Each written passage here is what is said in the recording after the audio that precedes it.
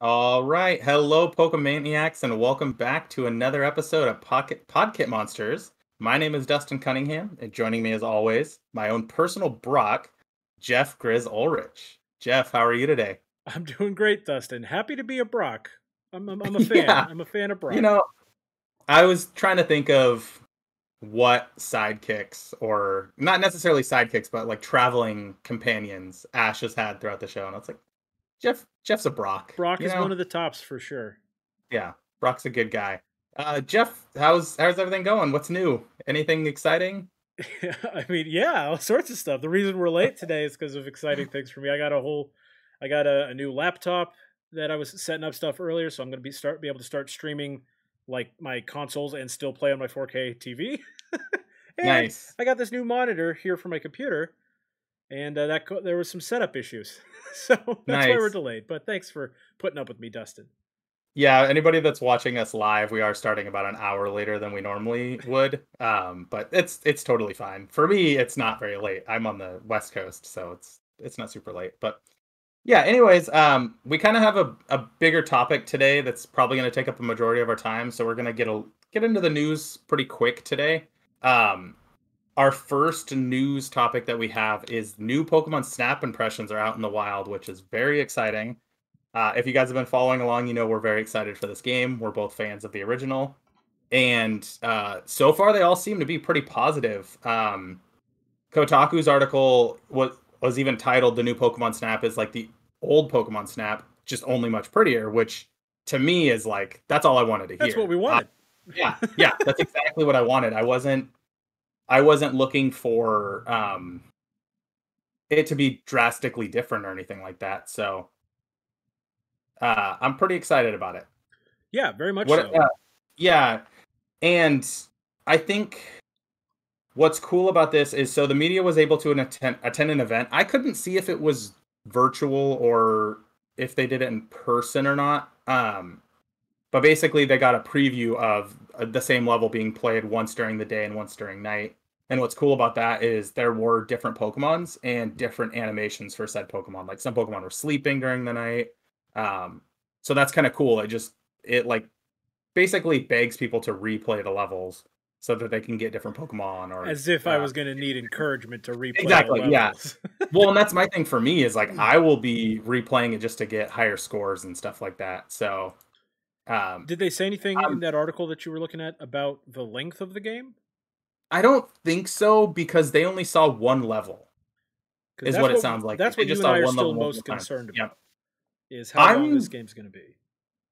So my theory is they will do some sort of direct before the game comes out. Nintendo typically does directs before their bigger games are released. So I'm thinking in April they'll probably do a direct, and I don't know if more impressions will come out around that time that give the length, or if we'll have to wait all the way up until the reviews to know what the length is going Yeah, to I don't be. think we'll know the length until we get reviews at this point. Like if we don't know Yeah, by now, we'll know only when the reviews start coming out. yeah, and that's kind of what I was thinking as well too. I mean, I guess what would have probably benefited was to like know how long it took them to get through said level because you are still on rails, but it did sound like there's different paths you can take. Like there's a couple different like uh options for like different paths you can go on. But depending on how long each level takes and if we were to find out how many levels there are, we'd know essentially the game is roughly between X amount of hours and X amount of hours if all the levels tend to be the same length. But as far as game length is, we don't know. It is still a $60 game. I will be buying it. I mean, but I'm also doing a Pokemon podcast, so for me, it definitely helps with content to purchase said game. But yeah, wanting to know the length is huge because that's a lot of money to spend on a game that could possibly only be 5 or 6 hours long. Yeah, but like we said before, if the replayability is there, even if it is only 5 or 6 hours, then I can replay 5 or 6 hours 5 or 6 times and get my money's worth. Yeah, yeah. So that's what Kotaku had to say. And then I found one that I found really fascinating, and it was actually by the LA Times. Um, And the reason I found this so fascinating is because I was someone who, when Animal Crossing came out, I had never played Animal Crossing before, but I sunk like 100 hours in at the beginning of the pandemic. I needed that like wake up, check on my island, do my menial tasks because I wasn't doing anything in my real life. Like I would do my chores at home, but I wasn't going out and doing anything. Yeah. And it kind of filled that void of like giving me something to do at home. So the LA Times, I took a quote out here and I put it in our show notes, and we don't have to go over exactly everything, but what they kind of touch on is that um, the new Pokemon Snap is a great bookend to essentially what Animal Crossing New Horizons started at like the beginning of the pandemic. It's like falling at like the perfect time, and it just hit like the perfect time for the person at LA Times reviewing this. I didn't get a name. I could probably research that real fast, but yeah, it's just really cool because I could use that right now. I think we could all use a little bit of like joy and like something to distract us at this time as we're all Well, trying to get vaccinated and yeah, get I was back gonna into say the with real world. the pandemic's not over, and in fact, in a lot of Yeah, places, places are going back into lockdown. Or we yeah, have friends all over the country, all over the world rather, that yep, are going back into lockdown again, and yeah, they're not getting the vaccines as fast as the United States is, yep. for a multitude of reasons. So a game like this could be the next sort of thing that gives some people some peace of mind as they're continuing their lockdowns. Yeah, exactly. So I just thought it was cool to see that, and it looks like the article was written by Todd Martins over on LA or in the Los Angeles Times. So I just thought that was a cool little thing to read, that like this was filling that kind of, what's the word I'm looking for here, like filling people with joy and like filling um that space that Animal Crossing, because for me, I don't play Animal Crossing anymore. It was like a time and place kind of thing. So that'll be cool if this is essentially that same thing That's where we always been get, my case with yeah, Animal Crossing. I play it yeah, I play it a lot for 2 months after it comes out, yeah, yeah. and then So, I'm done. and one of the parts I liked about this is at the end they kind of talk about Pokemon Snap, a universe where complementary and analogous colors. I don't know what that, Analogous. analogous colors. Uh, Inject those yellow and pink mashups straight into my tired pandemic brain, please. Um, oh, are there to induce us with luxurious critters and warm us like we're entering an ocular bath. And I like that because it's like, yeah, I'm always so just like burnt out by not doing anything, and like just feel so down or like almost borderline depressed because I'm not going and doing anything, that I need some like little bit of joy in my life right now. And this sounds like it'll be the perfect little bit of joy. I completely agree. Cannot wait for Pokemon Snap. It's you know Yeah, and one of there's the games I'm most excited for this year, yeah, and that and we still have another Pokemon game coming out later this year. And and that's the thing for me is I don't think I've bought a game this year that's come out. Now that I think about that it, released in 2021. that is released in 2021. I don't think I bought one. I was thinking there's a few games that I wanted to get and I haven't, and I think this might be the first game this year that I actually buy, Wait, now that you which mention, is crazy, I'm going to try to move on mentally because otherwise I'm just going to sit here thinking about right? did I Yep. buy something? Yeah. So there's other impressions out there. IGN has impressions, other sites have impressions. So if you want to, see what everybody else has to say about the game, you can definitely find more opinions on it. So moving on, though, Pokemon Go sales have boosted the franchise to $100 billion world or in all-time sales. That's Pokemon in general. According to safe betting sites, I don't know how legit this site is. I tried to research this a little bit more to see if I could find other sites that said the same thing. The only other one I saw was scoop.co.nz, so who knows? Uh, but essentially, it has become the biggest, um, or I'm sorry, the most valuable media franchise of all time, beating out the MCU, Disney, Star Wars, and Hello Kitty, which is huge. Like those, when you think about the MCU and how much money that has made, like I mean, yeah, it's that's just saying insane. something. But the Yeah, MCU is. It seems a little unfair to just yeah, say the MCU because the MCU is they're just talking about the movies. yeah. Marvel is As a whole, yeah, way bigger in terms of the number of products that are out there.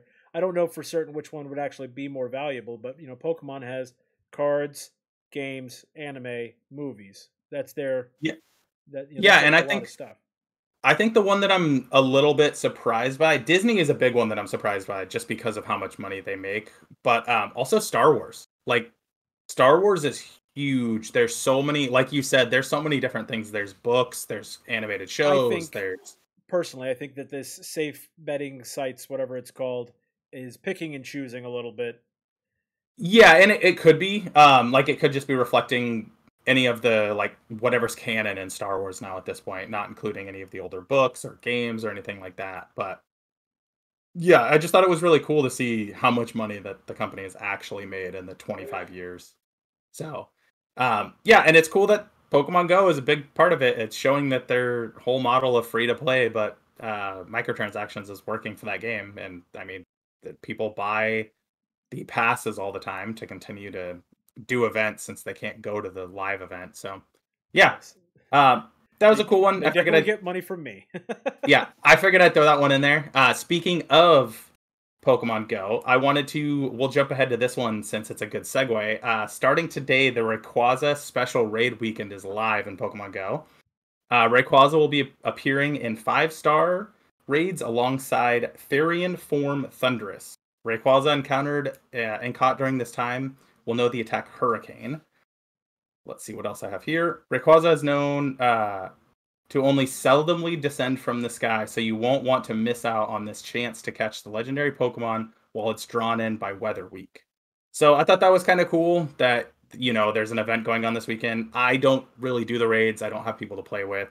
I don't do the remote raids I was or gonna say, friend of the show, Riley, wants to start putting together yeah. raids, and I'm all about it. He and I did one the other day that worked quite well. I probably should check that out, but I don't know. I just feel like I don't even have time to play any of my other games that I have. So yeah, and Harry brings up a good point that this Rayquaza raid, you can get a shiny Rayquaza. Ooh, okay. So that is pretty cool. That's a little bit more which is tempting. one of the best shinies. We're gonna have to do an episode where we just talk best shinies, but I'll talk for hours because there's so many shinies. I'm like, oh no, that's one of the best. Jeff, you said there's 100 different best shinies. They're all that good, man. we're already gonna have a hard time saying what the best Pokemon is, let alone the best shiny. All right, and then the last news story of the day is a little bit of Pokemon Sword and Shield news. There is a distribution event going on right now where you can get some items. If you enter in the code, I think we could probably throw this in the YouTube description, right? Oh, for sure. Or can we throw it? Yeah. The code is adventure in all caps, B as in boy, the number 9, and F as in Frank. And if you enter that code into the mystery gift option, you can get 12 EXP Candy XLs and 12 Big Nuggets. So that's kind of cool.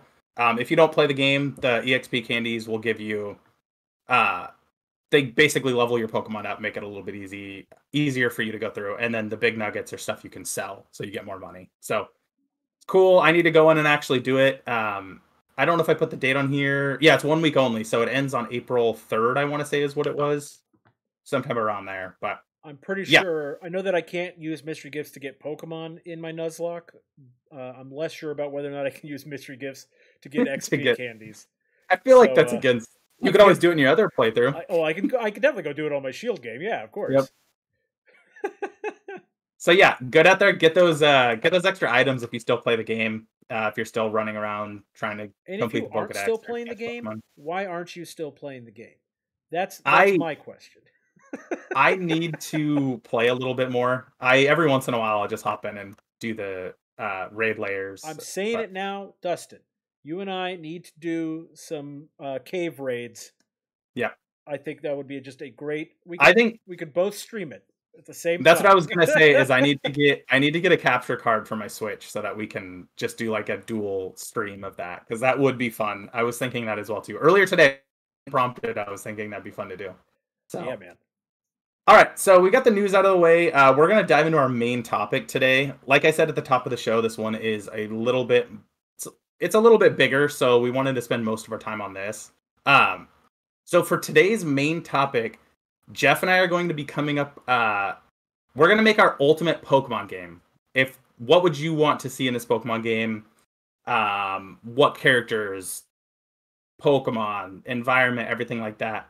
And we want to just try to do this to improve the franchise. Everybody talks about, well, I would do this, or Pokemon's been the same, nothing changes. So let's come up with our own Pokemon game. Let's try to make something cool. And by make we mean just talk about, because we are yeah. Sorry, when I say make, I mean more so just create an outline for a Pokemon game we would want to see. We're gonna put it out into the ether, and if somebody someone wants to make it, we'll take the credit. I will want money for it, but exactly, just a little bit of credit at least. A little bit of money. Yeah. And so in every new Pokemon generation, there is a new environment and a new region. So let's start there, Jeff. What kind of environment would you want to see? And by that, I mean, like, would you want it to be, primarily desert? Would you want it to be like a forest area, all set in the snow, on islands again, similar to Alola? Like, what kind of setting would you like to see? So we're making this. I'm going to be telling you about what my ideal game is, right? So I can understand that this might not be everybody's ideal game, but we get regions all over the world, right? We've had a couple of regions that are based on Japan. We've had a region based on France. We've had one that's loosely based on New York City. They're all over the place, right? I think and we had Hawaii, which was Alola. I think we need to come back to the mainland United States, but we still need to have a landmass that has a lot of variety in its environments. You're going to say Texas. I am going to say Texas. We're doing Texas, baby. So, I was waiting for it. My idea, and I know what you're thinking. You're already thinking, Jeff, Boobala, there's no ice in Texas, and that's not true. You guys all heard about it on the news. We had just a little bit of ice, and it shut us down for a week. I mean, you guys also all have to have ice in your freezer at all times because it's insanely hot there. Point is, it can get cold enough, so I'm counting it. We can still have ice Pokemon in my Texas region. My reasoning for why Texas is so good, and this would be the same reason why California would work as well. I'll just go ahead and say that now. A lot of big cities. Yep. But also, and this, at least by my experience, more so with Texas than with California, a lot of small towns as well. There's I know once you get up into Northern California, there is a lot more. Yeah, it's the same thing. Yep. But, I'm in a small town in Northern California, so yeah. But so as far as Texas as a region goes, this would be a huge map, a huge Pokemon map. But there would be a few like keystone major cities in my world, as well as a bunch of smaller, towns that have unique culture to them, the way that Texas small towns do. But it has everything you need. You got the big cities, small towns, deserts, mountains, distinct food culture. That's always a big thing in Pokemon games, is they have their signature food, whether it's poffins or it's curries or the malasadas in Alola. They all have their signature food. And we got two kinds of signature food in Texas. We got barbecue and we got Tex-Mex. We're doubling the food options in this Pokemon game. And everything's always bigger in Texas too. Darn so, right. So mine is definitely not Texas. But mine is, of course, anybody that knows me will not be surprised at all but what I'm about to say. But around 20 years ago, a great trilogy of films started, and they were filmed in a beautiful country called New Zealand. And so I would love to see an area based on New Zealand and just the environments, because it has everything. It has rain, it has snow, it has everything like that. So I would absolutely love to have a setting in New Zealand. Just again, you get everything. It's all of the environment. You're not wrong. That would be when I was deciding what I wanted to do. I was like, okay, I'm going to do Texas, of course. But the other one I was thinking about was either Australia or New Zealand, for exactly the reasons you're talking. I kind of thought of like Central America at one point, but I just just thinking about it, I thought New Zealand would be a cool place to do it. It's something we haven't really seen. Like you said, they've done Japan and even France and America at this point, and the UK. So it would be cool to see something else, them to do something else like that. All right. So in term, also talking about environment. So we have basically yours is America, mine is New Zealand. So we did the countries as well too. Whoa. Texas. Sorry, Texas, the country of Texas. The country of Texas. Ladies and gentlemen, I'm sorry for this crime I've committed. All right. Last part on the environments that I wanted to touch on is, would you have dynamic time and weather? And by that I mean, would it just randomly rain at different times, snow, whatever it is, and then actually have a semi-realistic date and time cycle like all the other Pokemon games I've had? So for my game, and again, this is my ideal. I always end up playing at basically the same time of day every day because I have my day job and I don't get to play Pokemon until I get back. So when the games are tied to your actual clock, that means that I'm seeing the same Pokemon a lot because I'm always playing at night. Yep. Which so I'm personally, and that's been the case for a long time now. Like when I was a kid, I never got to catch any nighttime Pokemon. Because I was going to bed. Because you weren't playing it at night, yeah. So, I personally have never been a huge fan of the day-night cycle in Pokemon. So I don't know that I would necessarily want it in mine, but I think if I were making the game, I would include the option to have it, and it's something you can turn off. So, even for me, I think I'm with you on how like if I go to play and it's at night and it's like, man, I really need to catch this Pokemon. It sucks that I have to do it. Or like even with Pokemon like Lycanroc, for example, where you have to evolve them at a certain point in time to get a different form. I would just like it to be something similar to like maybe The Witcher, where the time and day change or the time of day changes, but it's not tied to your actual like system clock. Or you can, let's say that you're trying to catch a Pokemon at night, you can rest. And then when you wake up, it's night or something like that. Yeah, absolutely. I would like that aspect of a lot of Western RPGs. If they make it so there's a little more control over when it's day and night, then by all means, let's keep the day-night cycle because it does offer the opportunity to have different Pokemon in the same areas, which is kind of like the the real world. You see some animals at night and you see other ones during the day. So I mean, I think it's worth doing. I just think it needs to be done in a more convenient way for the player. Yeah, they definitely need to change it up because I agree with you where when it changes based on your real life time, it does kind of suck for trying to catch, especially if you're trying to be a completionist and complete the Pokedex and you want to get every Pokemon. Having to play at specific times is not necessarily fun. That just means you have to do it on like a weekend or something or your off days. So yeah, and then moving on, let's talk about Pokemon. The creatures themselves, like how many Pokemon would you like to add to the Pokedex? Okay, we're at 898, I believe, as of the time we're recording this. Mm-hmm. There can never be too many Pokemon. Correct. So I want straight up 100 new Pokemon. So I'm in the same boat as you. I said 102, and that's just to make it an even 1,000, so they can do something big and like celebrate that that whole aspect of making it finally 1,000 Pokemon. So yeah, I that's what I want, but I have a caveat to that I'll explain more when we get into it later. So if you want to move on to the next question. Yeah, absolutely. Okay, so we've gotten how many Pokemon would we like to add? So a few Pokemon games have done this. One of the main ones being, of course, the original game, because there was only 150 Pokemon. But Pokemon Black and White had it limited to select Pokemon until you actually completed the game, that you could then go catch every other Pokemon. Would you make it so that your Pokemon game, your dream Pokemon game, you could only catch those new Pokemon? And let's say maybe with the exception of like, there's some specific Pokemon to your region, like let's say Pidgey is in your Pokedex or something like that. Would you, or would you want it to just be all new Pokemon?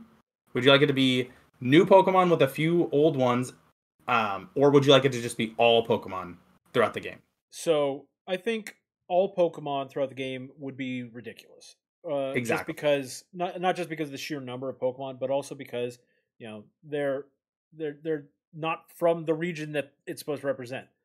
Correct. Texas does not have wild elephants, right? So a Caparaja running through my Texas. Are you sure that Texas doesn't have wild elephants? Well, you know what? I haven't left my house much in the last year, so right? Things could have changed. Nature took over, okay? There's elephants everywhere. So I was thinking that it would be mostly new Pokemon, especially if I'm going to have 100 of them. It's definitely going to need to be mostly new Pokemon. But we're going to have some of the old Pokemon because there's some Pokemon that really do make sense to have in every region. Like, there are still mice in Texas. Rattatas should be around. That Pikachu. Sort of deal. Yeah, I mean Pikachu, of course, because where would Pokemon be without their mascot in every single one? Obviously Eevee, because he's mascot number 2 these days. Is he? Yeah. Yes. Very clearly. Very clearly, he is mascot number 2. But what I was thinking was what I would do is a lot more regional variants, because like if Pidgey is supposed to be representative of just a standard kind of bird in Japan, then it would make sense that a Pidgey in Texas would be slightly different, right? So I'm thinking I would have a lot more regional variants of the original Pokemon as well. And if that's the case, then I would bring down the number of new Pokemon required maybe a little bit to like 75. I can see that. Regional variants do still require new designs, which is a little bit of work. So, yeah.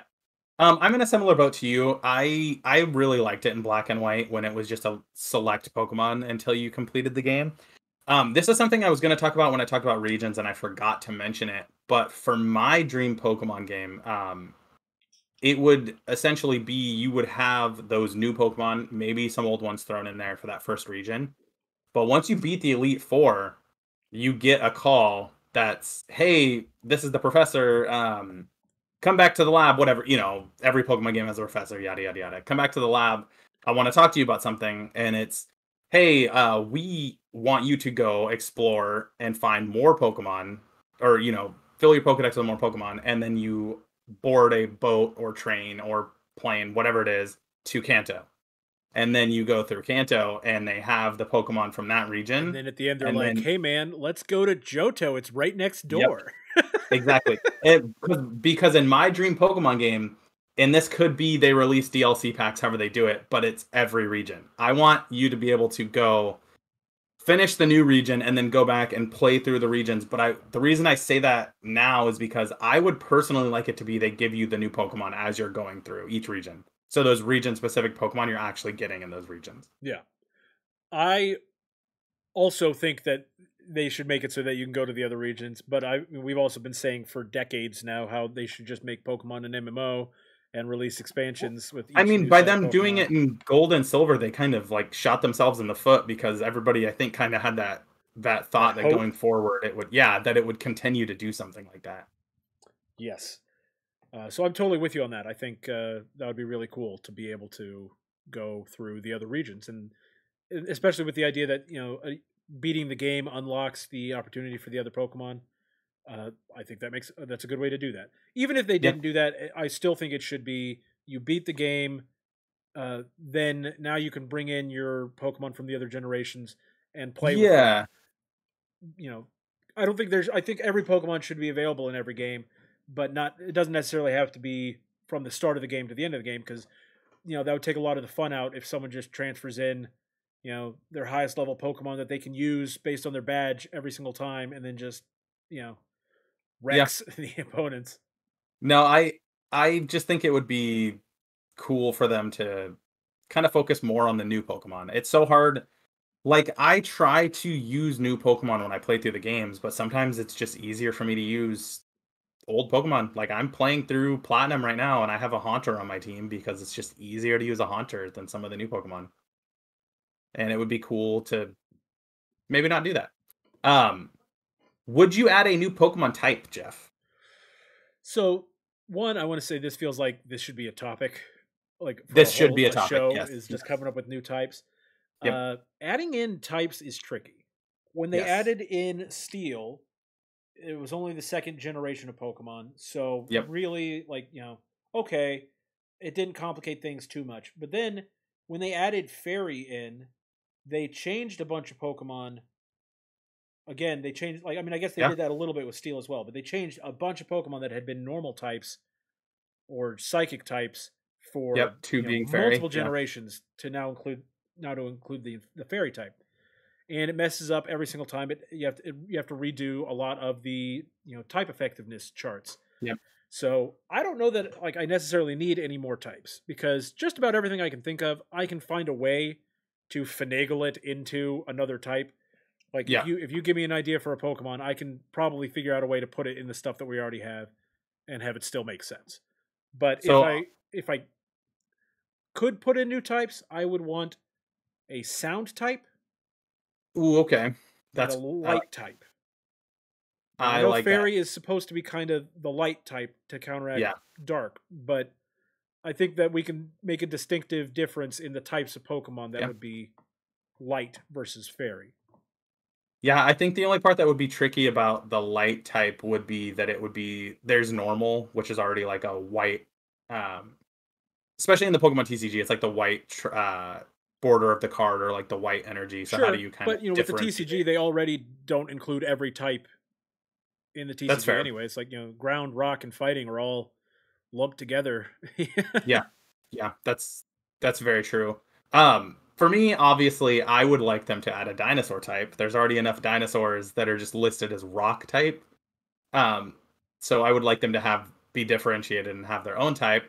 Their weakness would be ice because I thought that was really funny. That's funny. Ice Edge. Um, Their weakness could and then also be rock.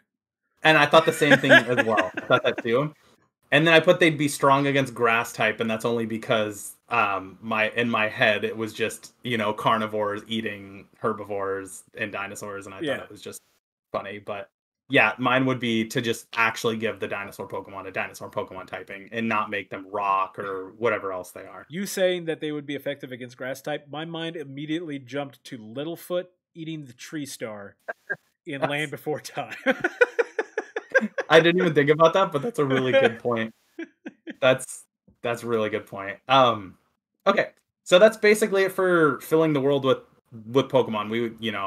Do you have any like specific Creatures that would need to be Pokemon? yeah, any creatures that you would want to see? Like for me in my world, I kind of just thought mainly like woodland creatures of like more things that would be in the For areas sure. of New Zealand.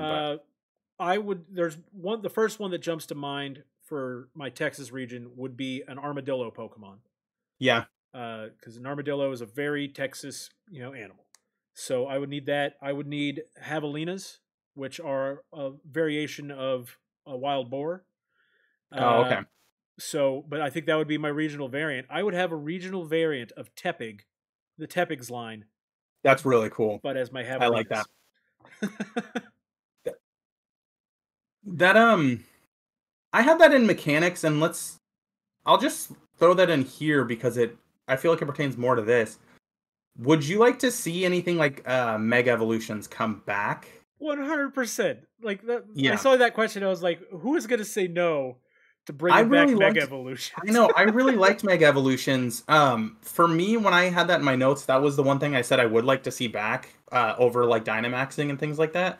I would also like to see just maybe a fourth evolutionary line for some Pokemon that don't have them, like just Okay. new evolution lines. So I think, yeah, I don't know that I necessarily need a Pokemon to be able to evolve to a fourth stage at this point, especially since some of them have only been able to go to 3 stages for so long. It's already hard enough for me to do the mental gymnastics to make it so like it makes sense that at one point there was just Pikachu and then Raichu, and then all of a sudden there's these Pichus.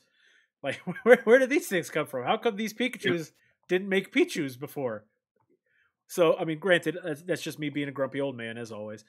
But I think adding more evolutions to Pokemon that never got evolutions absolutely deserve that. Or Mega Evolutions, because that's the best way to do it. It's like, okay, there's a reason that they're not available to evolve all over the world. It's because they could only Mega Evolve. So like Mawile never got another evolution, but Mawile got a great Mega. Yeah. And so there's a bunch of Pokemon that deserve Mega Evolutions. I was gonna say there's a lot of Pokemon that never got them that I would love to see get Mega Evolutions, especially some of the new Pokemon. Like they have Gigantamax forms and stuff, but it'd be cool Right. if they had Mega Evolutions. Well, so in answer to your question, which was uh, in our notes, which was, do you want like what old mechanics do you want to bring back? Yep. Mega Yep. Evolutions, 100%. Yeah. And I'm not just talking about a few Mega Evolutions. I'm talking like 50 Mega Yeah. Evolutions. And if I Yeah. can get that many new Mega Evolutions, I will again cut the number of new Pokemon I need just to Just make it so because, yeah. just to make it so that it can be programmed. Because I'd rather only get 50 new Pokemon, but give a whole bunch of old Pokemon that extra bit of flair that they never got the chance to have. There's Yeah, Pokemon some that cool. no one would ever include on their team because they're not good enough, and Mega Evolutions Yeah, can fix that. I was gonna say, can you imagine if they made some Pokemon that just everybody catches just to complete the Pokedex, like, and just made those Pokemon like Yeah, absolutely amazing? that, That that's it would that's be what I really want for cool. them. Because one thing that I've always thought about with Pokemon, and I said this last time, you know, there I always like think about, is this Pokemon someone's favorite Pokemon? Yeah, And right now, I think there are some Pokemon that no one would ever say is their yeah. favorite, or very few people would say is their favorite. And those are the Pokemon that I want to give Megas to, because it's like, okay, now there's a reason for someone to like this, and I think that Mega Evolutions add so much opportunity. It's such a crime that they haven't been doing more of those. But I've been ranting. Let me finish on the other No, things, you. which was uh, That's fine. Dynamaxing and Z moves were the other things you Yep. mentioned. I love Dynamaxing. I Yeah, I think it's cool. I love more Gigantamaxing. Yeah, So again, that's because you have different forms. And surprise, surprise, that's the thing that people actually are interested in. yeah, exactly. Nobody So just cares about the larger versions of the Pokemon. the problem is though that they set up Dynamaxing as a thing that only happens in the Galar region. So Yeah, in my version of the game, because I want Pokemon to be able to Dynamax, especially so that people can bring over their Pokemon from Galar and still be able to use their coolest feature, is there's going to be some sort of device that gets created. Technology advances, and now we've got this device that allows Pokemon to it would be a Dynamax. bracelet again. It would just be a bracelet again. It's I always a it's bracelet. It's always a a bracelet, but bracelet for Mega Evolutions, bracelet for Z moves. I was thinking it might be like something that they install in gyms or in stadiums because you need the space. Okay. And so it's something they actually just put in the stadiums that allows Yep. Pokemon to Dynamax when they're in the stadiums. I think that would be a cool way to do that and explain why, okay, yeah, it happens in nature in Galar, but we're doing it artificially here. Z moves It I would. never need to see again. Yeah. Well, no, I was gonna say even about Z moves. Like, I didn't necessarily love them, but I almost think that if every region was back, it would be cool to see it as like a Pokemon Adventures type thing, where when you go to those regions, you get those mechanics back that were in those games. Like getting, I mean, it'd be cool for Mega Evolutions to be in the whole time, but if you go back to Galar and then when you're in Galar, you can, get your Gigantamax Pokemon or things like that. Or if you're in Alola, you can do Z moves, whatever, for the people that like Z moves. I know there's some out there that probably like that It's mechanic, not like I but hated I'm Z also not moves, the but biggest it's fan just of it. like it's just another move, Yeah, you know. And exactly. and the 100th time that I saw each of those Z moves, they were not that exciting anymore. Bring a Power Ranger pose just to do a move, Yeah, and not or even like a good Power Ranger pose. It was yeah, always something like yep, yep, Ginyu Force from Dragon yeah. Ball Z. So, in terms of mechanics, let's just we'll segue into that. Are there any? So for me, I didn't add this into the show notes, but there's a mechanic I would like to actually see get gotten rid of, and that for me is trading your Pokemon to evolve. And the Okay, reason I say that is because I'm playing through Platinum version now, and I don't really have friends that are playing that to trade with. Now, I could get another DS and another version of the game to trade, but I'm stuck with a Haunter on my team. Granted, I love Haunter. Haunter's a great Pokemon, but I don't have a Gengar because I need to trade Haunter to somebody to evolve it and then get it back. I would like to see an implementation of like, hey, maybe you play these games just by yourself and that's what you've always done. So here's an option for you to just be able to evolve this Pokemon with a certain item or something like that.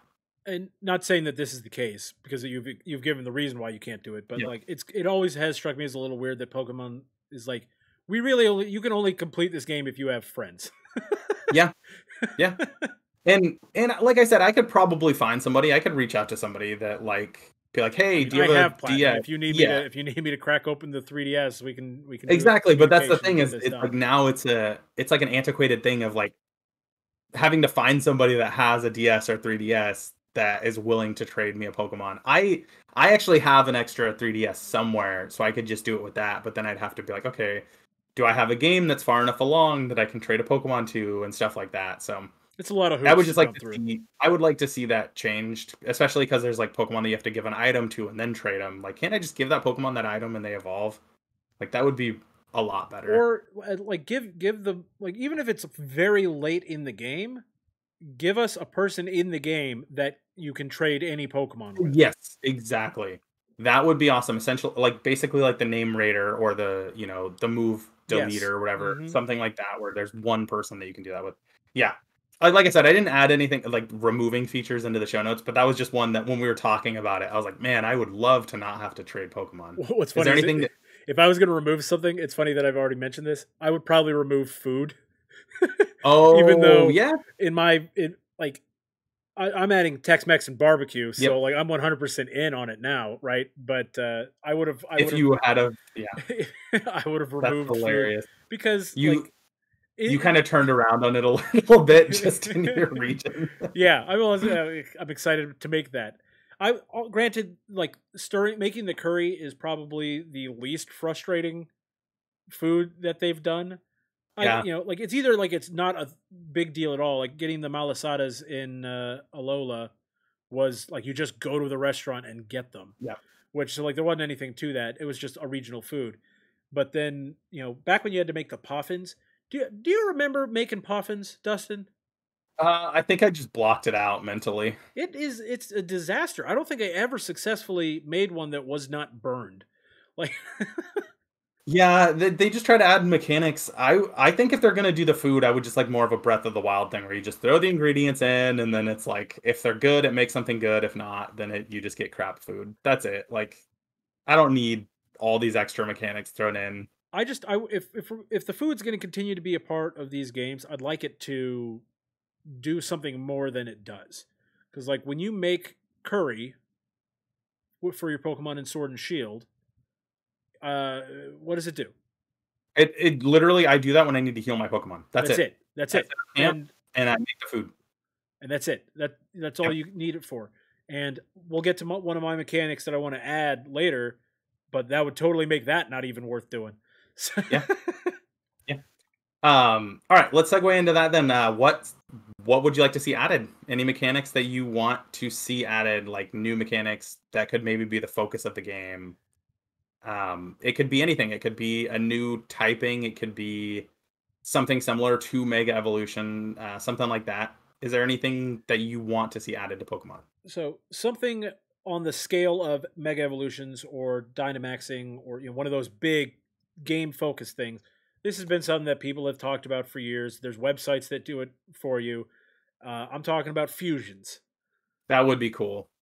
They don't need to do the DBZ fusion dance, but It could be like Digimon though, where Digimon just kind of had it like no, where they no, it fused and cannot. We do all not right, talk fine, about never mind. Digimon on this channel. It's funny though because when you mentioned the armadillo earlier, I totally almost said there's an armadillo Digimon. Well, that's because Digimon had to go and pick things that hadn't already been done in Pokemon. Right. But in any case, yeah, I think that fusions would be cool. And again, if that meant that you got a few, fewer new Pokemon, because when you fuse Pokemon, it's creating something new. Yeah. I think that would satisfy people. I don't know if I want them necessarily to be permanent fusions. That's what I was gonna say. Would it be permanent or would it be a limited, like just for that battle? So I was thinking that it could be a really cool thing that you can do a temporary fusion that creates one form of the Pokemon, or a permanent one that creates something, better.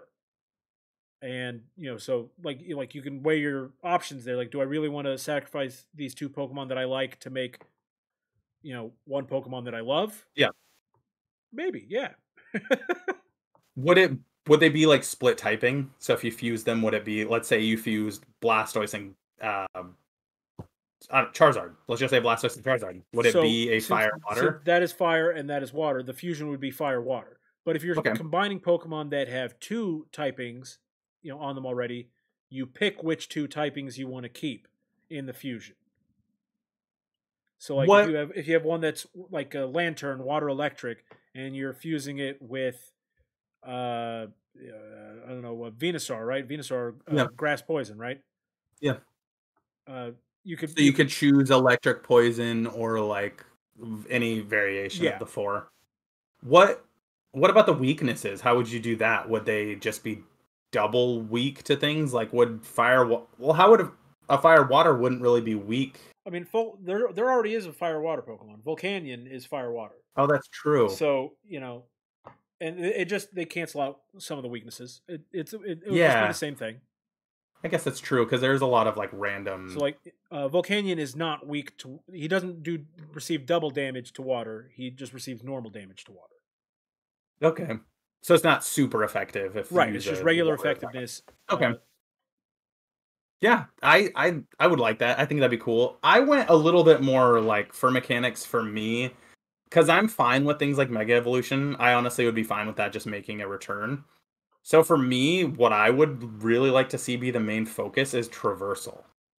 Like I want you to be able to explore more. I don't necessarily love that every Pokemon game is like you go into this town that's already set up and it's very linear. Like even the wild areas in Pokemon, like that was a nice look into what Pokemon could be, but I want you to be able to like climb over things or climb up something or things like that. And I want when you like, let's say you use fly, I would like to see you actually hop on the Pokemon and fly. Like even if it doesn't show the whole animation, just like it'd be cool to like maybe fly around and like you can similar to in Let's Go where you can be up high and you can run into Pokemon. It'd be cool if I could do that. Do it like Aurus, Omega Ruby, Alpha Sapphire. Do it like with Latios and Latias. Yeah. And you could just fly around the map. Just do that with every flying type Pokemon that is large enough to carry a person. Yeah, I think it'd be cool to just do a little bit more with the traversal. I'm a little tired of just the bike and like running around on foot. So that is something I was going to say for my Texas region because Texas is so big and so spacious. Like between each city, there's a lot of space. I think that my protagonist is going to be 16 years old. Rather than 10. Old enough to drive, and so you get a car and go out on your adventure. Why not? Yeah. So again, for me, mine would just be the traversal thing. Like I just really wanted to see it. I thought something similar to cars, but I guess in my brain I always just go back to the kid being 10 years old, so I didn't really think about that. There could be like a moped or something like that, I guess. This is the Pokemon world where 10-year-olds are allowed to wander the world on their own. True. Maybe they can drive. So maybe they can drive. They can also steal bikes from girls that are fishing and, run away from Pokemon with them. Yeah. No consequence. Yeah. Do you have any other mechanics that you want to see? Yes. Yes, I do. Okay. Go ahead. Shoot. I would like them to always include the Pokemon following you.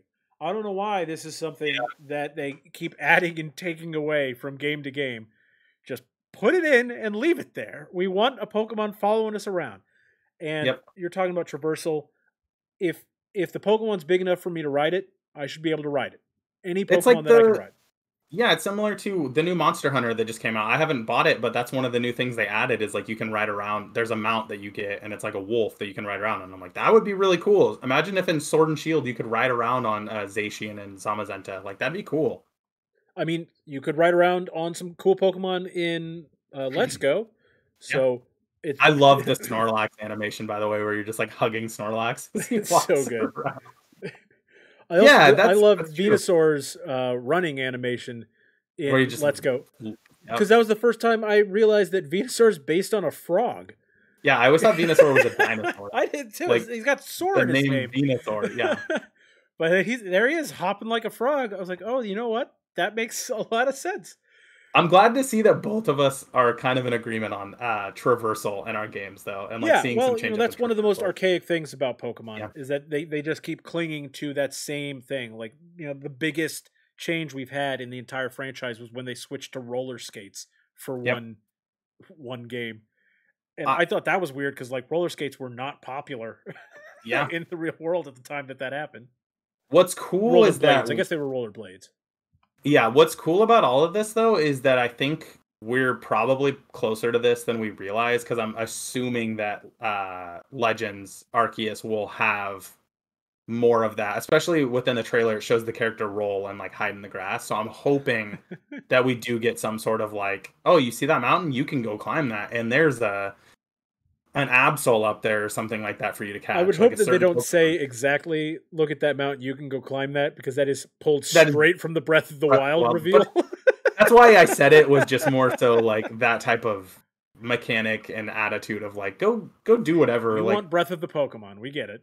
of course I do. That's literally my dream Pokemon game. But no, just like if we're gonna be hanging out in the Sinnoh region in that game before it's the main Sinnoh region, it would be cool if you could just go everywhere and kind of explore because you're essentially helping create this region. So, but on top of having Pokemon follow you, I also think that it shouldn't just stop with one Pokemon. If I want to have all 6 of my Pokemon following me around, I should be able to do that, because Yeah, why shouldn't I, right? yeah. No, you're not wrong. Why do they have to be in the Pokeballs? And And if Ash's it's Pikachu never is. if you run into a situation where, like, some of your Pokemon shouldn't be able to, like, some of your Pokemon can't go in water, okay, they go in the Pokeball when Yep. you hit the water, right? Yep. Or maybe they ride on top of one of the other Pokemon. I just think, like, it would be so cute to see a little Charmander riding on Blastoise's back holding his tail, like, Yeah. don't get it wet, how Yep. great would that be? Or like a bird Pokemon just flying above you as you're like, and surfing or something like that would Yes. be cool. I mean, any of that, just it would make the world feel so much more lived in. That's what I've been wanting. The wild areas, like we've been talking about in Sword and Shield, are cool because they have Pokemon, but they're always on like such a predetermined path too. They show up in areas. They're like, I would love to just like you're just out on the ocean and then a Wingull flies up and it's just flying over you because you're like out on the ocean surfing. I want it to feel more of like a real lived-in world like that. Yes. So I would be totally down for that. That's awesome. I didn't even think about having all the Pokemon. Having one Pokemon is cool enough, but I mean, I would settle for that, but we're talking ideal game here. So, yeah, of course. one other thing I wanted to add was full voicing for every Pokemon. Okay, so they would say their name instead like of in just Joe. Pikachu and Eevee. Yeah. Every Pokemon, and some Pokemon, even in the show, they don't say their name. I'm fine with that. Sorry, you. Pokemon, Yeah. yeah. They don't have to say their name. I'm totally fine with that. But they should be like animal noises at the very least, not sprite sounds. Yeah, like chiptune Yeah, cries that have been around the since the chiptune first game. cries have been around for a long time, and I get it. They're kind of a classic thing, but it's okay to change that. I don't think the chiptune cries are something that Pokemon diehards are clinging to. I don't think that's No, gonna be the thing that's gonna make people upset that you finally changed that. I will be okay if they change it. All right. So, do you have anything else on mechanics? Is that it for you? Because I think that was basically it for me. Mine was mainly just the traversal. Yeah, that is it for the mechanics I wanted to add. All right. Cool. So now that we have our world, well, we don't. We have ideas for a world. We have ideas for the Pokemon and the mechanics that we'd like to have in this game. Let's fill it with some characters. Do you like the ability to customize your character, or would you like to go back to them just giving you a pre-designed character? Okay, so I don't want to go back to pre-designed character, but I also Okay. don't think that the customization that we have now is enough customization to warrant doing it. You know what I Okay. mean? Like, I get it. Yep. all whatever is 8 or 10 variations of the character look exactly the same. Yep. They just have different hair color, different skin color. Yep. I think that they can probably give us a few more options for the Yeah. character customization. But here I am. I'm going big think here, man. This is next level stuff. I want I'm here for I want to be able to customize the protagonist and have the expanded options that I'm talking about, different body types and all that. And since this is my ideal game, this is going to be the first Pokemon game where your character ages. it. Okay. Oh, okay. So because it always feels like, wow, he went around the entire just imagine walking around all of France Yeah. in like less than a year. You don't even have a birthday. Right? That's insane. That you get all these gym badges and everything in under a year. So one, Yeah, you definitely couldn't make it all the way around Texas in a year. So, I mean, not if you're stopping to do stuff. Like maybe you're just walking the whole time, sure, but I don't know. I don't walk that much. I don't know how long it takes to walk places. But what I'm thinking is that you know, maybe you're a kid for the initial part of the game. Like you go through, you get all your gym badges, and you're just aging up a little bit as you're getting all the gym badges. But I want a time jump when you beat the game where you get to decide how much you want your character to age, and you get to basically redesign your character so that you can finally make a character that looks like you. So I can have a 33-year-old character in Pokemon who has a team of Pokemon that he's raised since he was 10 years old, yep. and and have a character that actually looks like me instead of a 10-year-old boy, because I'm not a 10-year-old boy.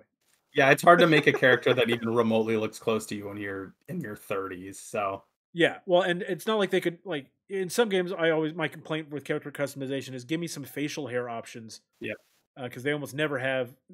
It's like Jackson just said in the chat with the beard, but a 10-year-old could have a beard, right? That's what I'm saying. Like, there's never been, like, I name all my characters in the games Grizz. I guess that's not always true. Sometimes I go with Jeff, but frequently I name them Grizz. There's nothing grisly about these kids. Yeah, they're just little child, or all children with the same exact body type that, like you said, have different hair color and skin color. So, yeah, for me, in terms of it, I kind of want to see them do something a little different. My game would be my dream game, ideal game here is a little bit more story driven. So I actually would be totally okay with them going back to them giving you a character that is pre-designed, no, not a customization option, just for the sake of the story, so that in the dialogue it actually fits a little bit more. Okay. Because I want my character to actually have dialogue. Even if it's still not spoken dialogue, if it's all text, I would like my character to actually interact with the world around them and speak to people, and you see those conversations happen and feel like your character is actually they're involved in the world, instead of just being they're essentially just you being there during these events. Right. I kind of want them to be more involved. So I would be, even if you did a customizable character, that could still work. But I kind of just want them to here's our vision. This is what we're doing. This is the character you're going to play as. This is the story. Your character is going to be involved in this story. A little bit more of a linear story. I can totally get behind that. I think that would be, if I'm not going to be able to customize it and it's for narrative purposes, I am on board for that. What I would want is, especially if it's going to be a much more story-driven game, is I want dialogue options. I want your character to be able to choose between a couple of options for dialogue, and for the love of God, let's stop making all the dialogue choices mean the exact same thing. Like they have dialogue choices in Sword and Shield that it's you can say, the questions of, what do you think about this? And one of them is I don't know. And the other option is, I'm not sure. It's those mean the same thing. Give me some real dialogue. I don't like dialogue options where you ask someone something or say something and it's that's not right. And then you have to choose a different one to hopefully get the correct one. Yeah. And it's why even give me options at that point then? Just don't even do it. It's not worth it. So yeah, I would be down for that. Pokemon with dialogue options. Give me Mass Effect Pokemon. Give me Mass Effect Pokemon. 100%. I would love that. It's so Jess was saying earlier, Pokemon in space. Let's do it. Yeah, Pokemon in space. I'd be down for that. You just ride around on Rayquaza everywhere you go. So every Pokemon game does have a rival. What would your rival look like? So what would he look like? I would honestly, I think it would be kind of cool, especially in the version of the game that I'm making, is that they have you have your preset rival, right? Whatever they decide that the rival is going to look like. But I kind of like the idea that because when your character ages, you're going to make them look like you. When you do the time jump at the end of the game, I want your rival to be almost randomly generated. So when he ages, you have this skinny looking kid, and now he's a big fat bald guy. It's totally random as to what he'll look like. It's procedurally generated. That's what I want. A procedurally Rival. generated rival. But I more than just what he would. Oh, I guess yeah. You just asked what he looks like. Sorry, I'm jumping ahead. Go Yeah, ahead. no, we'll jump into the next part. So what would they look like? And would the rival be a friend of the character or more similar to Blue in the original games where it was more of a like it was definitely more of a rivalry. They weren't really friends. They were like acquaintances who were setting out on the same mission and they both wanted to be the best. Yes. So I want there to be more side characters. I liked in X and Y it was where they had like 4 rivals. Yeah. I think there was multiples in that, which was really cool. I liked that, and I would like to have more of that. And then as far as like if your main rival, I want it to be more like Blue, where he's like actually like I'm in the same boat. Like, you know, it's great to have the friend rival that's motivating you. It's like, we can both do this. We're both going to be the champion. But it feels a little disingenuous sometimes, right? You know, I mean, we're yeah, not both because going I to be the like champion. Hop. yeah, and I liked I liked how in the original games when you beat the game, you're like, cool, I beat it, and they're like, oh no, you still have to fight the new champion, and it's your rival. Like I like that. And all the other games now, it's like you fight your rival right before the Elite Four as like the last like test before the Elite Four, and it'd be cool for them to go back to where the rival is the main person you're going up against. I want my rival to be cocky and mean and, you know, like a bully. And I'm talking full Bakugo from My Hero Academia. I was thinking of Bakugo and I said this too. Or similar to the rival in, I can't remember his name, but the rival in Pokemon Gold and Silver was kind of like that as well too. Yes. Like he was almost that Bakugo character. So I want them to, but I also want them similar to Bakugo to grow. Because again, we're going over time. They're growing up. They're aging, and so he's gonna get beat by you, and that's gonna, you know, turn him, like make him realize, hey, you know, I'm kind of a jerk, and, you know, kind of learn things. I'm sorry if you guys are hearing my dog hack. Sorry about that. I don't know if he ate a treat or something, but he is not having a good time. Dogs are gonna dog.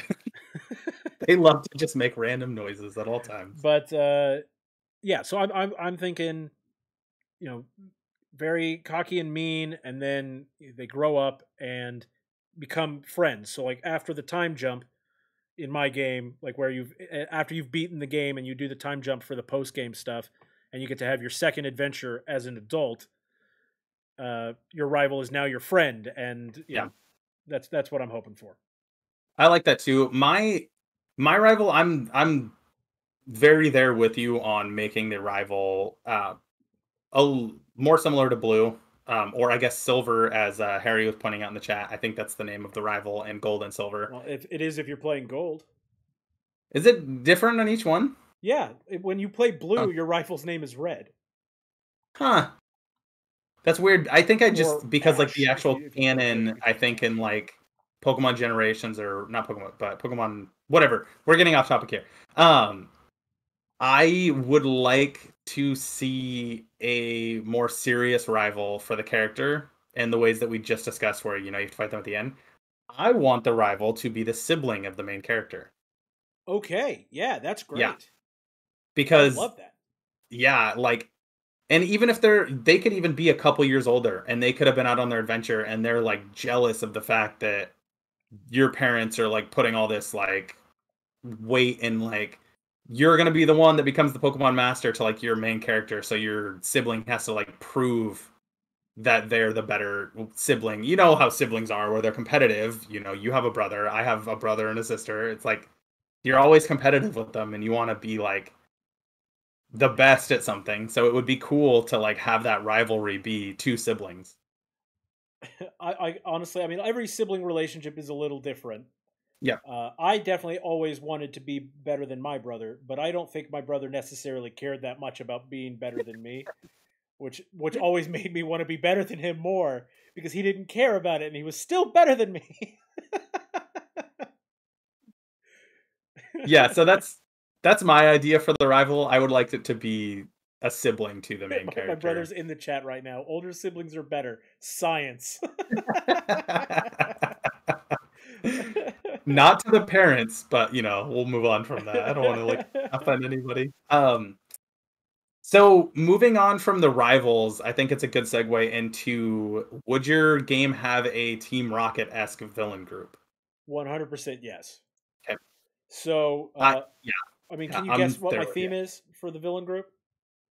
I'm gonna guess something related to, I don't know, maybe, I don't know. I can't think of what it would be in Oh, come Texas. on, cowboys. We're doing Oh, yeah, that cowboys, makes man. sense. So my villain group are going to be like old west style villains, right? So they're wearing western attire and they got like the bandanas covering their face and cowboy hats and all that stuff, right? That's the minions, right? And their whole shtick is going to be very old west. They're bank robbers. They're doing train heists or like other sort of Like stealing Pokemon on like train heists. right, like and not necessarily, it doesn't even necessarily always have to be stealing Pokemon, like Yeah, it could be honestly. actual money It and could be stuff like like they're that. stealing actual money or they're trying to kidnap an actual person or something Yeah, like that. And I want them to we're get gonna. into shootouts with the police where you got your officer Jennies out there with their Growliths and their Arcanines shooting flamethrowers at, at these Wild West guys What? Pokemons. And they're going to use a lot of Remoraid's. I'll tell you, they're going to have a lot of Remoraid's. These Western guys. Uh, so that's the villain group. Can I tell you about the head villain? Yeah. So basically, the points that I have here in the notes are, what's their theme, what's the main, what do they look like, what's the villain of this look like, everything like that. So yeah, just go ahead and do the whole spiel of your Okay. team and the villain and everything. So the head of my villain group, and by the way, their team is Team Outlaw, because it's always like Team Rocket, Team whatever, Team Outlaw, right? The leader of Team Outlaw is basically the Man in Black from Westworld. I don't know if you ever Okay, watched that, I but like that. Yep. so Yep. gonna have that aesthetic. And if you haven't seen that, think Cad Bane in Star Wars Clone Wars. Okay, That's for Jackson specifically.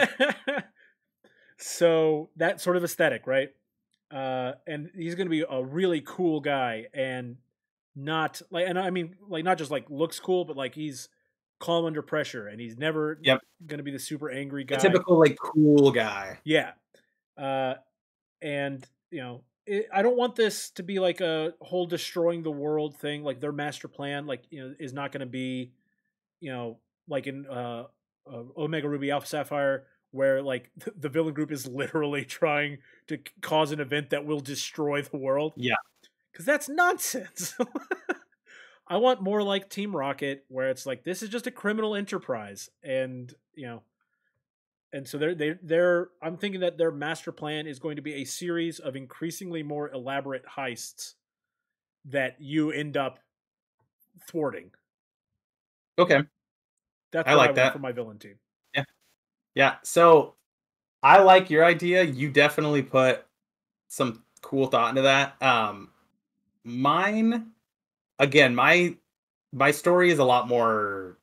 I want to focus more on the actual story and the narrative of it. And the reason I say that is because I feel like I don't really think of the stories when I think of Pokemon. Like that's not the first thing I think of. I'm just thinking of what kind of Pokemon they have and the environments and everything like that. So for mine, I would like to see Team Rocket come back. And Okay. essentially they come like out of the shadows, and you find out that they've had different bases they've been setting up in every region over the like 20 to 25 years, however many years it is between the events of Red and Blue and the events now. And so if you guys have played Red and Blue, when you beat Giovanni, he kind of has one of those like come to terms moment where he's like, oh, maybe I'm like maybe this isn't what I should do kind of thing. And So how are so you working he around would, that? huh? How are you working around that? So that's what I was gonna do. Is he's retired, so it's a Oh, new okay. someone else took over the group, and the person that took over the group is actually, this is all family related. I'm doing a whole family theme here. So the mother of the protagonist is the leader of the new group, Oh, but you wow. don't know that when you start the game. You don't know that. Like she's been secretly running this organization throughout the years and like setting up. And the reason I say in each region is because again, I want my game to cover every region. So when you're going throughout the regions, you're gonna have to encounter Team Rocket somehow. And so I thought it would be cool to just, yeah, exactly. In terms of what like the main what she would look like, it would, again, you don't really know when the game starts that that's going to be the villain until, let's say, towards the end or something like that of the first region, and then throughout the rest of the game you're kind of having to go through different regions. Can I tell you what I thought your villain was going to be? Huh. I thought it was going to be Giovanni, except like he's a cyborg now. It's like, he's just in a wheelchair at this point. It's the same guy, except like he's got like a half robot face, and now that's why he's evil now. Yeah.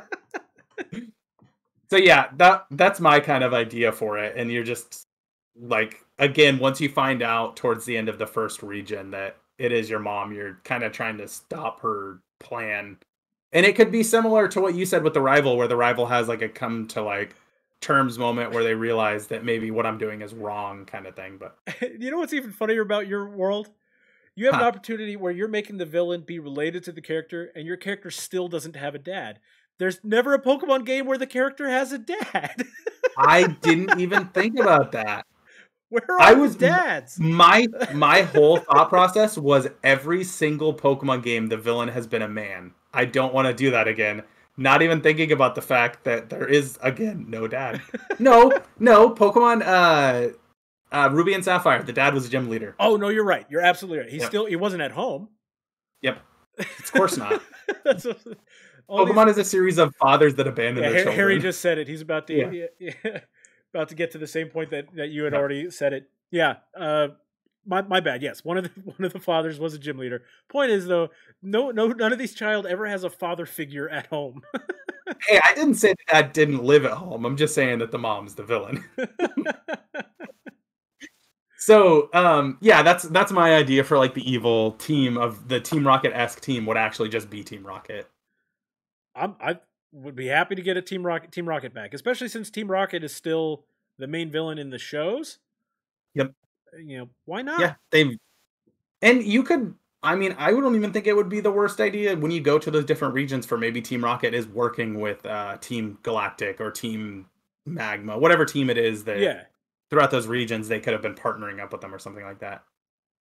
We could like essentially like alter Pokemon history, and it's been Team Rocket the whole time. They've been working in the shadows. But it's this character's mom that's been pulling the strings the whole time. Exactly. It would be hard to come up with an explanation for why your character's mom in one region just wanted to make it so Marnie wins the championship. Right. And then in another region she wanted to all land masses. It's just a running idea, okay, Jeff. So yeah, that's my villain team, would just be Team Rocket. You talked about this a little bit earlier with the multiple rivals, but I think that's a good jumping off point to would there be any sort of party in the game? Because your party could be rivals with your character. I personally would like to see more characters tag along on the adventure. But what do you think about that? Yes, I agree. I think that's something that is very common in JRPGs that has never really been included in Pokemon. So I think it would be cool to see that be brought in. But I want it to be meaningful. I don't want it to just be, you have, your rival travels with you and you battle Pokemon together occasionally. No, I want it to be a class system, right? Your character is the trainer class. One of your travel partners is going to be a breeder class.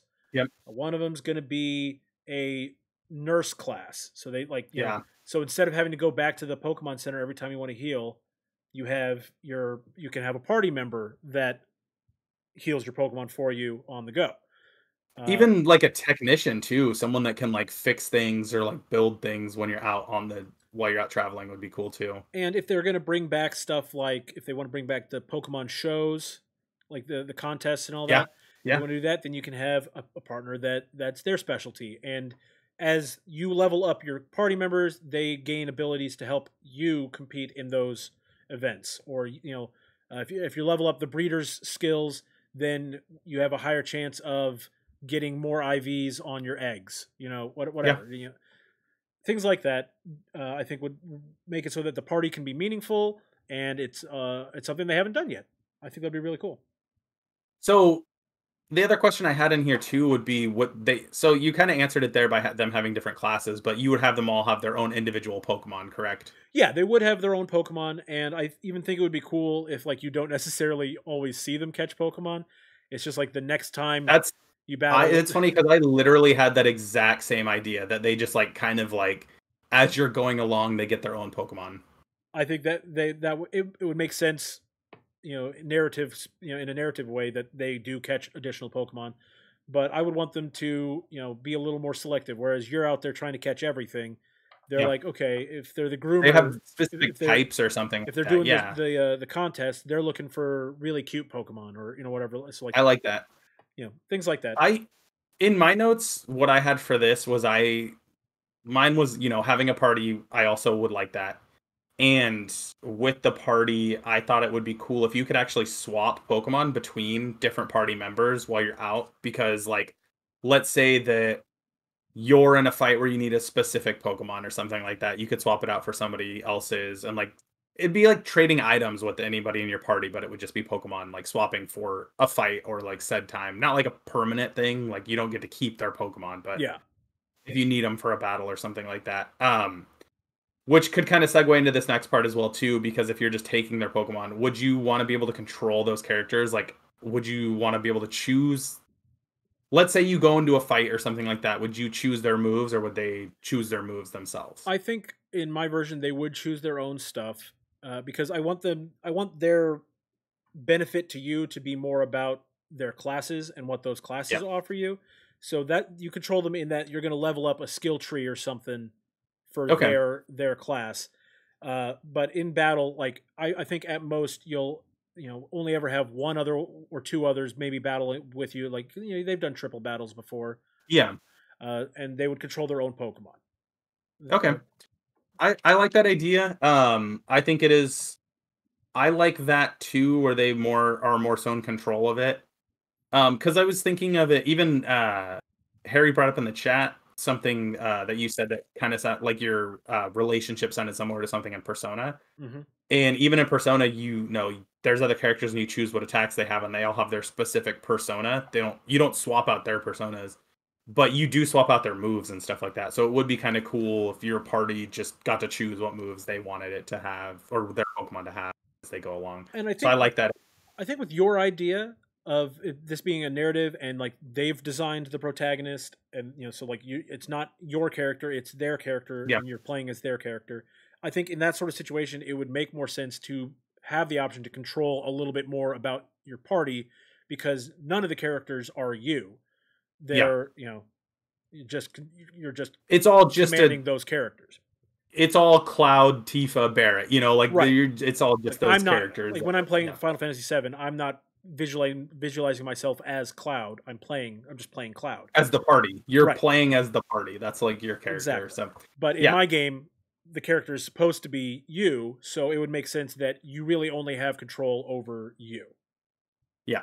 And one thing I didn't actually add to the notes for this, but I think this would be a good part to end this topic on. For your starting Pokemon, would you still do water, grass, and fire, or would you like to switch that up? I would like to switch it up. Yeah, me too. I very much would like to switch that up. I think I might still. I mean, like, at least I would like to have the option when I'm designing the game to consider switching it up, because especially in my region for Texas, having a fire type makes sense. It gets really hot here, right? So we have a fire type, sure.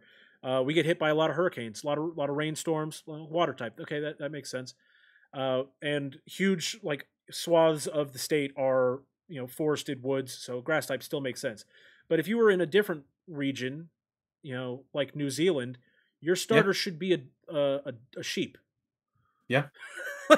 You should be choosing from 3 different kinds of sheep in New Zealand. I would just like to switch it up. I would like to maybe at the beginning of the game have the option of, let's say, like there's a psychic Pokemon or there's like a flying type or steel type, whatever. It would just be cool for them to switch it up a little bit, because even with a lot of the Pokemon now, they have dual typing, but still, I don't know how many firefighting types there are in Pokemon. There's And so it's many. like, yeah, it's like, okay, like at least give us fire something else. With Delphox, at least it was fire psychic, right? So it's Yes. like you do get a little bit of variation there, but still, I would like to see different types of Pokemon added in. I'm ready for a change in I that. think more than anything, the problem with doing grass, water, and fire every single time is that those Pokemon, most people are going to use that starter the entire game. Yeah, And so when you get the 100%. opportunity to add another water type to your team, you're less likely to put him on your actual squad because like if you already have a water type, like I already have the water starter, I don't need Gyarados on my team. Well, that's a big reason why I'm such a fire type person in general, is because you don't necessarily run into a lot of fire type Pokemon in most of the games, especially early on, as where like if I catch a Magikarp, I can get a Gyarados once it hits level 20. Yeah, and And really then I quick. have a water type. Yeah. I can have a water type. There's I guess there's not a lot, but there are different like grass types that you can find, or bug types, something similar that you can get. But yeah, I think it'd be cool to switch it up. Give me something different, and then maybe fill the world with more fire Pokemon earlier on, so I don't have to choose fire Pokemon every time. So I have a fire Pokemon on my team. So, all right, that's gonna be our main topic of the show. Another thing I didn't put in the show notes, but I thought this might be cool, Jeff. I wanted to just throw this one on you. Is Okay. we're at the end of the month, and it is the 25th year of Pokemon. There's a lot of Pokemon games that have come out. I kind of just wanted to go through. There's a little list I have here and just kind of shout out some of the Pokemon games that have come out in March. So there's a lot of anniversaries that happened this year. Sure. So the first, I want to mention that Pokemon Snap did release in March 1999, which is a crazy thing to think about, that this game came out 22 years ago at this point, and we're finally getting a sequel. So happy birthday to Pokemon Snap. Agreed. Happy Yeah. birthday. And there's one on here I'd never even heard of. Pokemon Card GB2, Here Comes Team GR. Never heard of it. That came out in March 2001. But a lot of, surprising to me, a lot of the Pokemon Ranger games all came out in March. Like it was just like they came out like March, like every year after each other. So yeah, the first Pokemon Ranger game came out in March 2006. The next one I think was March 2008. Yeah, and then it just keeps going like that. So just wanted to give a quick shout out to some of the Pokemon games that came out in March over the years. Again, Pokemon Snap, we talked about it earlier. That's the big one. So happy birthday, Pokemon Snap. Happy birthday, Pokemon Ranger, if you're into that. And Pokemon Conquest also came out in March. I know a lot of people really like Pokemon Conquest. I've never I played it, but I enjoyed Pokemon Conquest, and I would be okay with there being a sequel to Pokemon Conquest. But more yeah, so than anything, I would like a game that is similar in style to Pokemon Conquest, but is just Pokemon. Because Pokemon Conquest was basically a combination of Nobunaga's Ambition, which was a very popular game franchise in Japan, and Pokemon. Just yeah, give me a turn-based strategy game in the style of Fire Emblem, yeah, but that's my Pokemon. characters are Pokemon. Yeah. Just give me that. I really want to try Pokemon Conquest. It's just really hard to get, but that's one of the few blank spots I have in my like I don't even know what the word is that I'm trying to say here for this, but that's one of the few games of Pokemon that I have not actually played, I mean, and I would love to. there's a lot of Pokemon games I have not played Yeah, I even because looking through this list of just all the Pokemon games that have released. obviously Um, I've played every mainline Pokemon game or at least one of every generation, anyways. And then Snap and the stadiums. I mean, there's a lot. I've played a lot of Pokemon games, but the Ranger games I didn't play. I tried Mystery Dungeon. I tried that for like an hour, and I was like, "Oh, this is not made for me. This is for a much younger audience." yeah, the final Pokemon game that I wanted to talk about that would be celebrating a birthday as well too. On this list, it's definitely not correct because I remember it coming out, but Pokken Tournament in the U.S. came out in March as well too in 2016. So that is another, happy 5-year anniversary to that game. Five, yeah, 5. I was like, wait a minute. I can't believe it's been 5 years. I know. Time is a weird thing. So, anyways, we're going to move on to our big topic that everybody loves us doing all the time. It's rank that Pokemon. We don't have a jingle pending. But you got to be excited when you say it at least. Rank that Pokemon. There we go. So who are we ranking this week, Dustin? So this week we are ranking Pokemon 410. And Jackson in the chat, can you please tell me who that Pokemon is? I will wait. No, I'm just kidding. It's Pokemon. The Pokemon is Shieldon. We're going to be ranking Shieldon. So we will be pulling up the Bulbapedia for Shieldon. Yep. This would fall into my dinosaur type Pokemon, and I did not plan this. I had already had the dinosaur typing when I grabbed this, but move that bus, Jackson says in the chat. That's a good one. So we're looking at Shieldon. Yes. Where do we want to start with this guy? Okay, so let's get this out of the way already. Everybody knows I love Pokemon. I love Pokemon. I love dinosaurs. Two things I love. Everyone knows I love Pokemon. Everyone knows I love Pokemon. Everyone knows I love dinosaurs. This is not my favorite of the combination, if I'm being honest. It's very cute, but I was a bigger fan of Rampardos in this generation. Okay. So I agree with that. I don't necessarily think I have much of a bias on this one. Just to go back real quick, we're gonna move back to Rampardos, and we're gonna look at Cranidos, because what I wanted to look at. Cranidos, very cute, right? No doubt about that. No one's gonna argue that point with you. Rampardos is pretty cool looking. Yeah. Shieldon is way cuter than either of those two. Oh, yeah. Shieldon is adorable. But here's the problem. So, Shieldon evolves into Bastiodon. And Bastiodon is a goofy-looking goober, man. Which is a rock steel type. So, let's see. Jackson brings up a good point that he saw from yeah, I'm looking at the gender ratio as well, ratio. Yeah, not good for survivability, if we're being honest, that their gender ratio is 80% males. So while I don't find 87% males. While I don't find Bastiodon to be the cutest in that picture, if you scroll down in the anime, that picture does make it look a lot cuter. For Shieldon or for Bastiodon? Bastiodon. Sorry, I just went to Bastiodon's page just to look, because now I'm I'm basically trying to look and see how much I like Bastiodon to determine how much I like Shieldon, other than just the looks, because Shieldon's adorable. Because I like Shieldon so much better than Bastiodon. It's Bastiodon is not like a bad Pokemon, first of all. Rock Steel. No, not at all. Fine typing. And he's far from the worst designed Pokemon. I honestly, I don't know what I was expecting, except maybe I was hoping for more of a Triceratops sort of deal with Shieldon. Maybe get some horns coming out of his face when he evolves. But keep the general sort of aesthetic. I think Bastiodon just goes to, it's too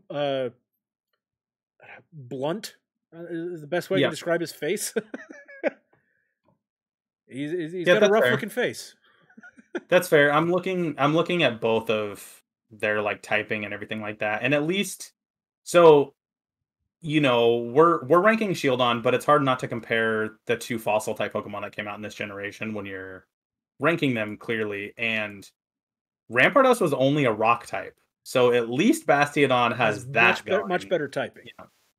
And even just Shieldon itself is a rock steel type.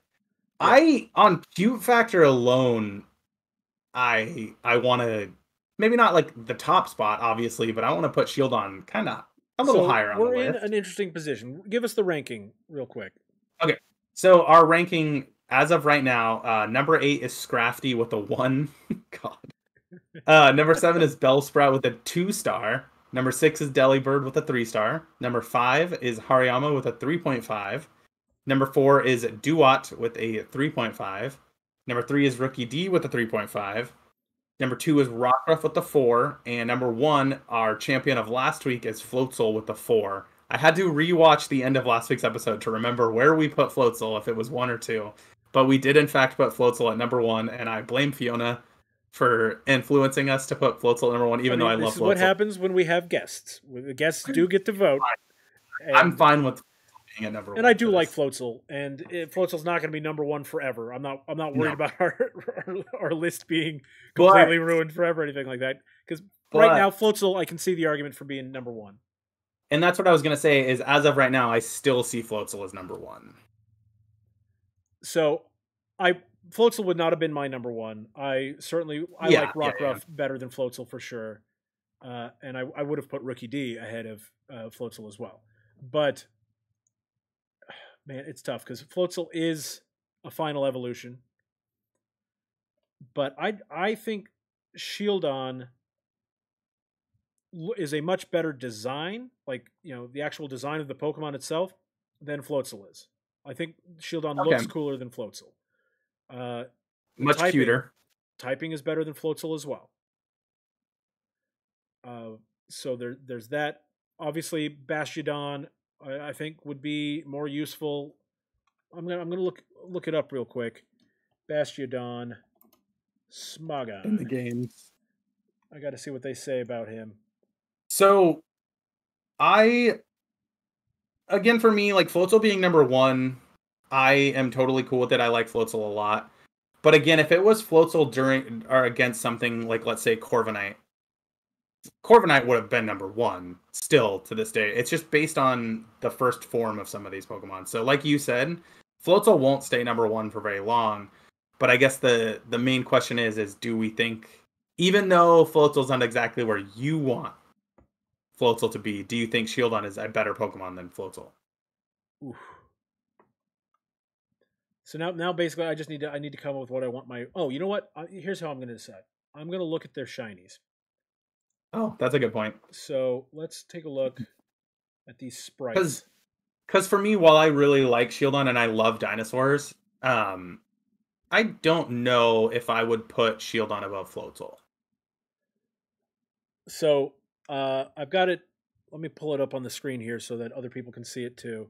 These are the sprites for Shieldon. Close that ad there. And you will see that Shieldon's shiny sprite is blue and gold, which is awesome. That is really cool. Very fond of that sprite. Now let me go look up... I was trying to remember what Floatzel's was, but I'm just going to have to look look up as well.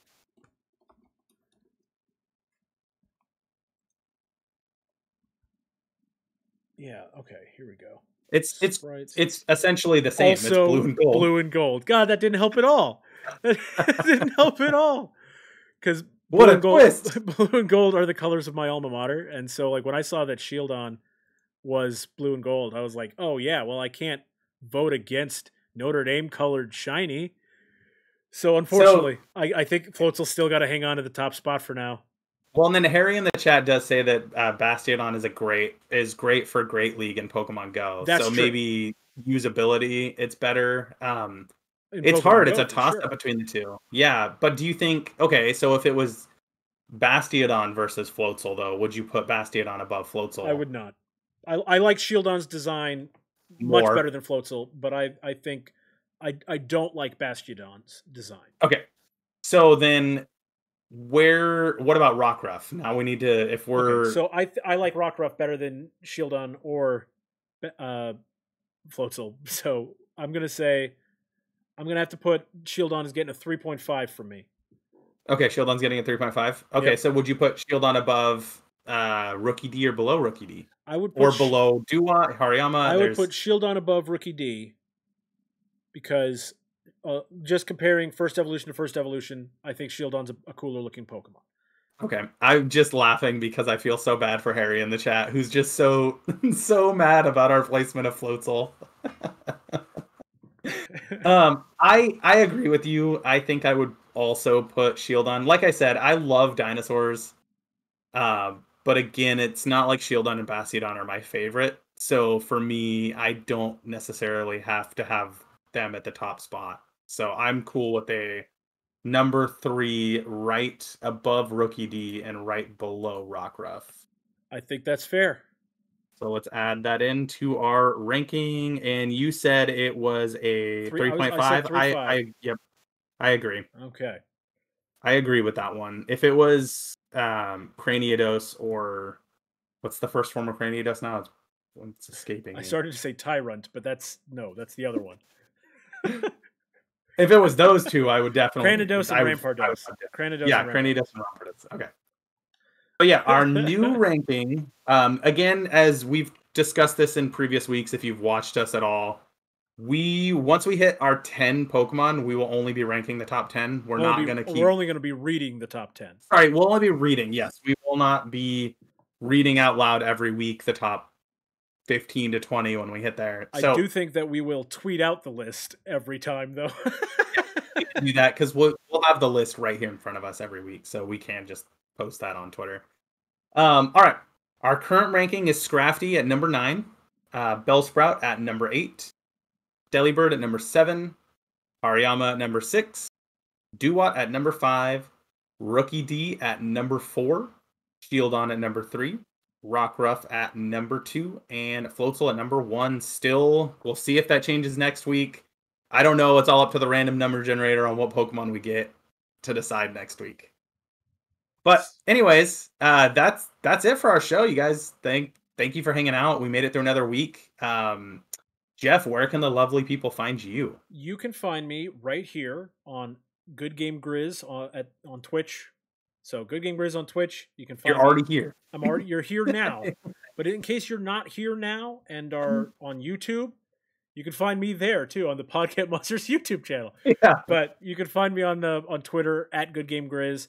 Please follow me there for updates on when I'm going live for streaming on Twitch and for my thoughts on Pokemon stuff and other games and all that. Yeah, keep following along with the Nuzlocke. We try to make sure that we tweet that out every week from the Pod-ket Monsters channel. So if you follow that as well too, it's at Pod-ket Monsters on Twitter. Every time Jeff goes live, I host him, and then I immediately go and I tweet about it on Twitter, or I'll retweet it on Twitter. So follow along with that. It's been fun. When I can join, I try to be in the chat as much as I can. It's a lot of fun. And that's what I want. I want more people in the chat, not just on my Nuzlocke, but on any of the stuff I'm playing. I just want more people in the chat because I really do think like that I'm better at this when I have people to talk to. So. Yeah, it's streaming is really hard when you don't have anybody to talk to in the chat. You know, it's hard to talk to yourself and like try to say things if nobody's there to talk to in the chat. So I totally agree. I am on Twitter at D_Danger10. I'm also on Twitch at DDanger10. I will be doing a pretty big pack opening sometime next week. A lot of the things I've ordered, I will be getting in. I have some pretty cool things coming in. I ordered 2 of those Leonhardt boxes that he did. If you guys don't know who Leonhardt is, he's a YouTuber who opens packs as well. But in his packs, they come with 3 battle styles, and then there's a pack of 10 cards that are all random, but they're from different sets. So there's a chance of getting like a Charizard base set Charizard in those packs. So that should be fun. There's some other stuff I'm getting. Tomorrow I will most likely be streaming some Destiny 2 with my cousin and uncle for a little bit. And then I may even dive a little into that Pokemon TCG online and open some packs on there and play online. So, and then as Jeff said, eventually we're going to get to the point where we will play Pokemon Sword and Shield together and do a dual stream. Yes. And if I could just add one other thing, because I forgot to mention, I am working on actually having a schedule for my stream now. So the plan is to stream on Monday nights, Wednesday nights, Saturday afternoon, and then Saturday night we do Pod-ket Monsters, and then Sunday nights as well. So, you know. Yeah, I think for me, I want to try to do the same and have a consistent schedule. For me, it seems like Sunday will be a day where I can always try to stream a little bit. I want to try to keep playing the Resident Evil games. Life has kind of gotten in the way of that, so I have not really been able to do that. So I may just stream Resident Evil 7 leading up to Resident Evil Village, because I've played through pretty much every other Resident Evil game already. So I will try to do that, and for me, it'll be probably Thursday nights and Sundays, at least for now, and I'll try to figure out another time for that. But until next time, unless you're hanging out with us in the chat. We got one more bit of news just to remind everyone. We have a guest next week. Oh, yes. I'm so sorry. I forgot about that. Will Beeman of Cantina Conversations is going to be guesting here on Pod-ket Monsters. He's super into the cards right now as well. He's the reason I've been getting about that quite a bit. So expect us to talk some TCG stuff. But yeah, we're gonna have a really good time with Will. He's excellent at podcasting, so I think you'll really enjoy having him on. And do we have a set in stone topic for that week that we want to announce now, or we're still working at the kinks for that? I believe you and I agreed on a topic. Yeah, you and I did. I just didn't know if Will. We didn't talk to Will about it, so we should wait. We'll wait. Just follow us on Twitter, like I said, and we'll announce what our topic's going to be for next Saturday. Probably sometime in the next few days. We'll find out from Will if he's okay with that specific topic. If not, it'll probably be a lot of TCG spoilers. So, all right, guys. If you're hanging out in the chat, I think we're going to open a few booster packs, as always, in the chat. So we'll be doing that for everybody. And then everybody else, see you next time.